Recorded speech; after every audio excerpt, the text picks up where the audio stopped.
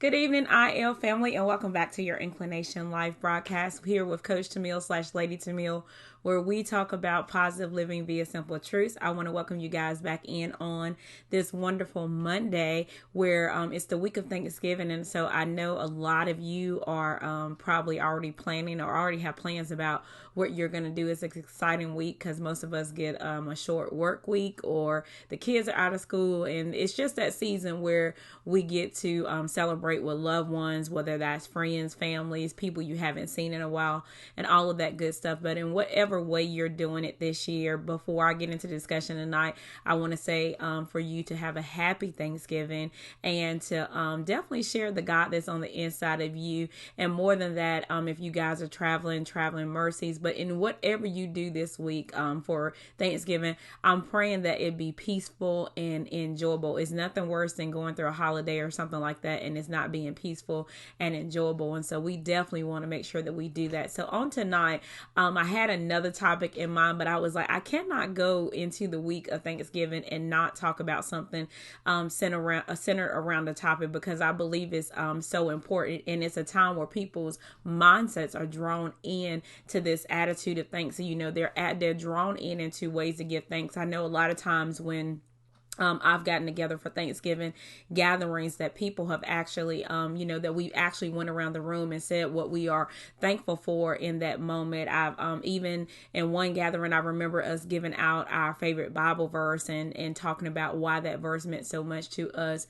And so, in whatever way you do it, I thought that it was very important to use this week, use this season as a time to talk about something. And so I played around with the topic a lot this week. But I came down to after studying the continuously grateful heart, because when you get into the study of it, there truly is a difference between being thankful and being grateful. And so I want us to walk away with having a continuously grateful heart, or at least a mission to have one. So let's get into the discussion on tonight. So the first thing, my intro I put here is that we focus a lot on what we do or don't have. That's kind of when I always think about being thankful. One of the things that I think about is that a lot of times that in life, even for the believer, even for the mature believer, a lot of times we are so focused on what we don't have. We always want what we don't have. I don't know. I believe that's human nature, that somehow in us, we always want what we don't have. And it takes a lot of maturing. It takes a lot of living for you to get to a point where you are just grateful for what it is that God has given you, that you're okay in you, you're okay in your gifting, you're okay in who you are, you're okay in how he made you, created you, all that encompasses you, you get okay with that. And so it takes a while to get to that place, but that's part of having that continuously grateful heart, is that we get to a place where we mature in life, where that we begin to become grateful. Notice that I'm not saying being grateful about things. I'm not talking about material things on tonight, because a lot of times our thankfulness, we weigh how thankful we are by what it is, by measuring it by material, by the things that we have. And I think that is the worst thing that we can do in the world, because I know that things do bring us joy, but it's so temporal. I always can compare this to a lot of times I talk to people, about, they say, do you have a lot of Christmas shopping and stuff? And especially with this week coming, where everybody goes out and shops on Friday, and then they shop local on Saturday, and then they shop for Cyber Monday, and I think that Tuesday is Giving Tuesday. But whatever the case, we make this the whole season about how we're going to prepare to show the people that we love or care about ways in giving gifts. And they always say, do you have a long list? And I always say no. I used to have a long list, but I stopped doing that. And I said, because we go out and we put out so much, and in a moment, in about 20 or 30 minutes, everybody's opened everything and everybody's excited, oh, that's nice. And we move past that emotion, but it's like, have we really placed anything of value there that is lasting? Have we placed anything of value there that is going to matter? And so when we have this continuously grateful heart, you're not going to really hear me associate this with things. And I'm not going to associate this with material things that come and go. I'm going to associate this with things that are lasting. And so when I think about this, the first scripture that came to mind is the scripture that I always talk about. And it's where Paul talks about in First Thessalonians 5:18, when he says, in everything, give thanks.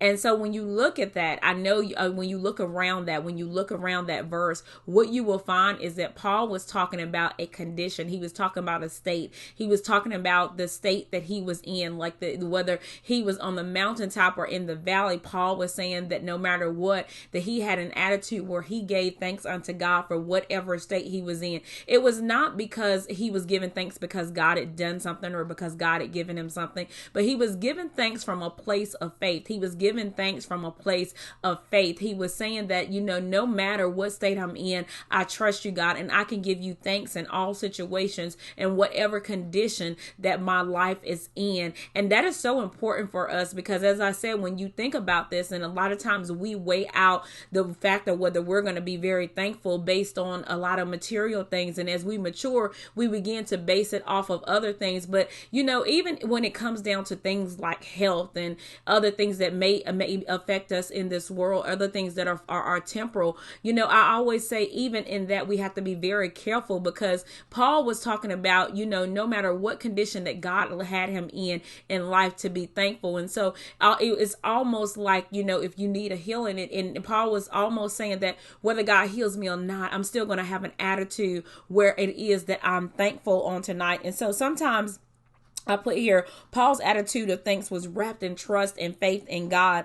It's what separates the believer from the world. The world system is based on thanks, based on what is done, what is given, whether they get the result they want. That's when they shout and that's when they say thank you. But when we are believers, we give thanks. We have an attitude of gratitude no matter what is going on. We have an attitude of gratitude to say thank you, Lord, in whatever state that we're in. And so I put here, also the thing about it is, I said that the thankful, grateful heart holds to what is constant. It holds to what's eternal. And that's why I said I'm not going to really parallel this a lot to material things. But now, however God is blessing you, you should always give thanks. But I think it's so important that we focus on what is constant and consistent, because the things in this world is fading. The things that we even get, it fades, it ate. Just think about something of the most value that you have.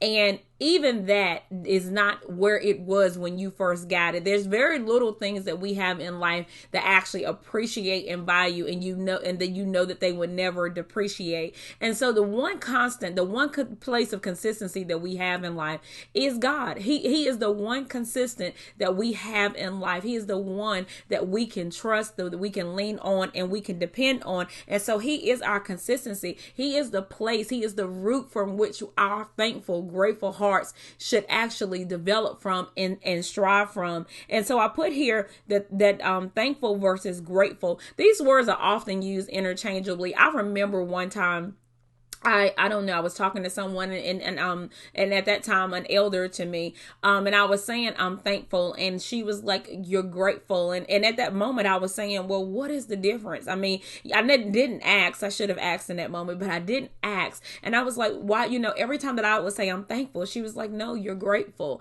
And I was like, why? What is the difference between being thankful and grateful? And so I kind of did a little bit of research in this, and when I looked up, when I actually look into being thankful is really not based on anything. Thankful is kind of, it's a mindset, it's an attitude, just like grateful is, but it's not based from a place of knowing that something has been done. It's just having an attitude of thanks. And so when Paul was over there saying to be thankful, Paul was saying, hey, no matter what's going on, nothing has to be done. You just be thankful no matter what. But now when we get into looking at the word grateful comes from a place of knowledge. Grateful comes from a place of knowing. Grateful comes from a place of experience. It comes from a place of, when you think about that song, I put a little bit of it on a post that I did earlier, and I said, give thanks with a grateful heart. When you give thanks with a grateful heart, that grateful heart comes from a place of knowing. It's very different than the thankful heart, because it's not just saying thank you, which is great in all conditions,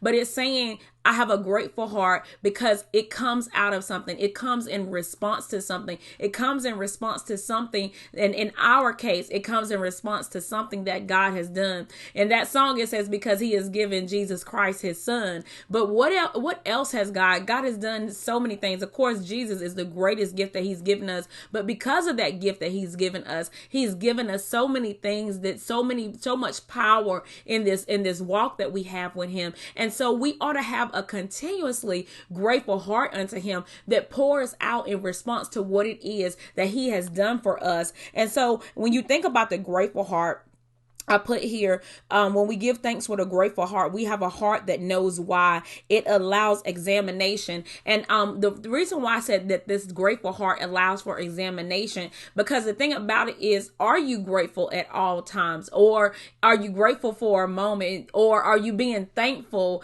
and not necessarily, are you grateful for something in a moment, but the next moment it fades?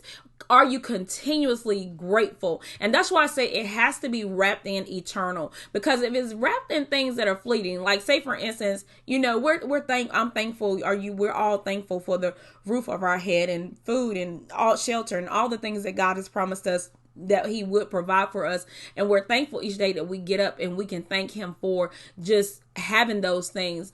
But sometimes these things fade. Sometimes we experience losses. Sometimes we have more than or less than. But there's something about God that he's so consistent that we never run into that with God. We always have that consistency in God. And that grateful heart, when it expounds from that place, it expounds from a place of understanding how consistent that he is in your life, and that he's so consistent that it makes you want to respond and try to strive to get to that place, to follow his example of consistency by being grateful, by having a mindset and an attitude that is always grateful. And that is in the way that you can examine yourself is a lot of times when you look at your thought process, look at what comes out of your mouth, look at what you're thinking about. How do you see things? Do you let life, are you on cloud 9 and then all of a sudden the least little thing can burst your bubble and life is down in the gutter? Or do you come off that cloud and you may be on a mountaintop and you may find yourself shrinking down, but yet you still have a heart that's grateful unto God. You still have a heart that is still flowing to God. You still have a heart that is saying, God, I still want to please you, God. I'm grateful. I still want to respond to who it is that you're in my life, no matter what is going on. What does your heart look like on tonight if you examine that in the aspect of gratefulness? I put here, eternal lasts, but temporal doesn't. That's what we got to remember about that continuous grateful heart. What those things as eternal, even as I was researching scripture, everywhere that I saw something related to being grateful or thankful, it had mostly to do with those things that are eternal. I found very few. I can't even remember anything that I found in the level of temporal. Everything that the Bible was speaking to about giving thanks with had things to do with God and who he was and who he represented and his righteousness and his holiness. And so when we are grateful, it's got to expound from those places. It cannot be laced in things that are on this earth. It's got to be laced in him when we have this continuous grateful heart. This will benefit us so much, because it will help us with our attitudes. When we think about God, when we think about living for him, when we think about having a mindset and a heart that constantly flows to him, sometimes we get so wrapped up in everything that's going on in this world that we forget to kind of just settle in and hone into him. I always say a lot of times that we're running this little rat race that we might not will run if we had more attention on him. And I know Matthew tells us to seek ye first the kingdom of heaven and his righteousness, and everything will be added unto you. But I believe sometimes when we seek him in his righteousness, a lot of times that little rat race, that thing then inside of us that tells us that there's more. I believe our attitude would change towards life. I believe that we could relieve a lot of the pressures issues that we experience in life. I believe that we could relieve a lot of those feelings that we have, those regrets where we feel like I don't have something or I haven't arrived at something, when we come from a place of gratefulness, because I believe God shifts our attitudes to a place where we now desire what we need. We may get something. I know we'll get some things that we want, but our attitude will be really, really focused on what it is that I need in this earth and what it is that I need God to do the things that you have required of me in this earth. And it won't be so much a grabbing at so many things, trying to find fulfillment in a place that you're never going to find fulfillment in, because that gratefulness has to stem from him. And I found a quote here, and it's actually it's not too long, but it's longer than the quotes that I normally would read, but it's by a gentleman named Alan Cohen. And his quote is about gratitude. And he said, gratitude, like faith, is a muscle. The more you use it, the stronger it grows. So he's saying gratitude, the more you use it, the stronger it grows. I'm going to read the whole thing and then I'll go back to my little tidbits. And the more power you have to, okay, let me start back over from the beginning. Gratitude, like faith, is a muscle. The more you use it, the stronger it grows. And the more power you have to use it on your behalf. If you do not practice gratefulness, its benefaction will go unnoticed and your capacity to draw on its gifts will be diminished. To be grateful is to find blessings in everything. This is the most powerful attitude to adopt, for there are blessings in everything. There are some things in this quote that stuck out to me as I prepare to complete our message on tonight. But he said it's like a muscle. Gratitude is something that has to be exercised. And so this means that this has to be something that we do on purpose. This has to be something that we are so mindful of, something that we get up and we make it in our mindset that, hey, I'm going to have a grateful attitude on today. And I love how he said that the more you use it, the stronger it gets. The more that you exercise that gratefulness, that's rooted and grounded in God, the stronger that it will become. And I believe the reason why it would benefit us is because it will overshadow so many things that really don't matter much in life. It will overshadow so much of the negativity that sometimes catches our attention. It will overshadow so many things that distract us and pull us off course. It will overshadow a lot of the negativity that we're allowing to filtrate into our minds and our hearts. And what it would do is it would cover all of that, because we would grow stronger in our gratitude. He put here the more power. I believe anything that God gives us to use, it gives us power. He said the more power you will have to use it on your behalf, on your own behalf. Gratefulness benefits you. This attitude, this mindset, this benefits you directly. Now, of course, I believe people are going to get a drive-by blessing when they're with you by seeing a person that is grateful, by seeing a person who's, when you have a grateful attitude, it comes across in your actions, it comes across in your words, it comes across in your interactions. And so it's definitely going to be something that's attractive to people. And then he said, but if you do not practice gratefulness, its benefaction will go unnoticed. A lot of times I believe that we have not practiced it. It has not become so habitual. So we don't even recognize that we're really not grateful. Have you ever been in a place in your life? Because I know I have. I'll be the first to say I've done this. Is that, in 1 minute you're thanking God for something, and in the next minute you're complaining? Have you ever thanked them and not very long after that you were complaining, or you were saying, thank you, God, but I would like this, or it could have been this, or, that surely would have been this.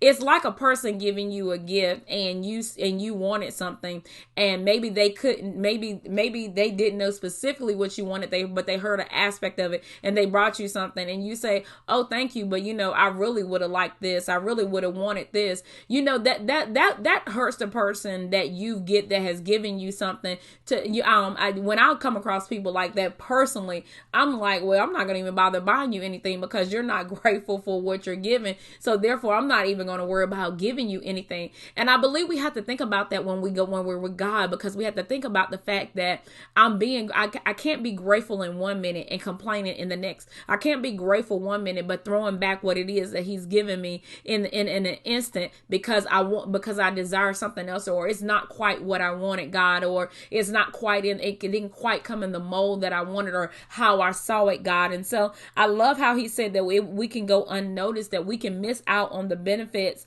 and miss out actually on the gifts that we can draw from a grateful heart will diminish. And he said, the last portion, he said, to be grateful is to find blessings in everything. Can you find a blessing in everything on tonight? I know we say there's a blessing in everything, but can you really approach life like that, where you look for the blessing in every single situation of your life, in every moment, in every scenario? I always say, even when we're in trials and struggles, there's a blessing in it. There's something to learn. There's a place of growth. But can you, just for your life, without somebody having to point it out, without somebody having to remind you to do it, can you begin to exercise this gift? Because this is a gift to me, to have a grateful heart and to be so grateful that you are looking for the blessing in the situation. And it's going to be easy to find it when you're on the mountaintop situations, but when you're down in the valley, it's going to be the greatest challenge to look for the blessing in your life, to look for the blessing in that place that you're in. So on tonight, I want to challenge us to have continuously grateful hearts in this season.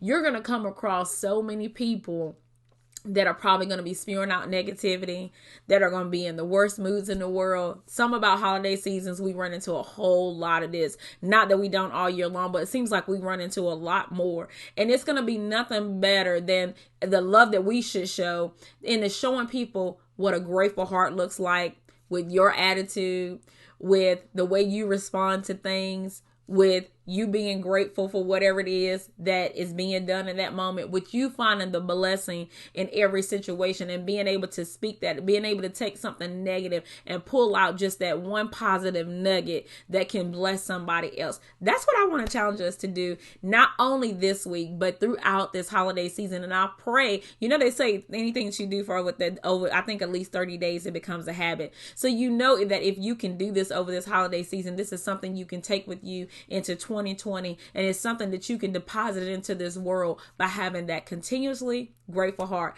So I want to thank you for tuning in with me on tonight. I pray that this has been encouraging to you. Please share it. Please spew it out there to the world. We want the world to we need the world to be expressing love in as many ways as God will allow us to show it. And one way we can do it is with continuously grateful hearts. Have a good night, everybody. And I will talk to you next week as we have another conversation about positive living via simple truths. Good night.